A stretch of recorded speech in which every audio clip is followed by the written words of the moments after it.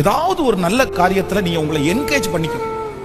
ஏன்னா நீங்க என்கேஜ் பண்ணிக்காம நீங்க சும்மா இருந்தீங்கன்னா பிசாசு உங்களுக்குள்ள பல சிந்தனைகளை கொண்டு வருவான். அப்பதான் உங்களுக்கு மொபைல் நோண்டலான்னு தோணும், அப்பதான் டிவியில் ஏதாவது பார்க்கலான்னு தோணும், அப்பதான் ஃப்ரெண்ட்ஸோட வித்தியாசமா நடக்க தோணும். நீங்க விளையாடுங்க.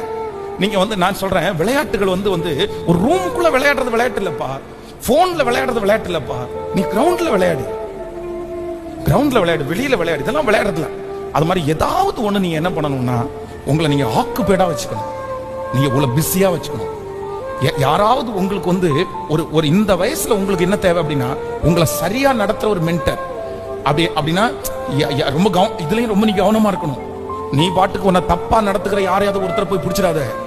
வெளியில இல்ல, சர்ச்சுக்குள்ளேயும் இருப்பாங்க. சர்ச்சுக்குள்ள இருக்கிறவங்களே நிறைய நேரத்தில் தப்பா நினைச்சுவாங்க, தப்பா நடத்துவாங்க. நான் என்னன்னா டீப்பா க்ளோஸா அவங்கள்ட்ட போகலன்னா கூட இப்ப பாருங்களேன், இந்த சர்ச் இருக்கு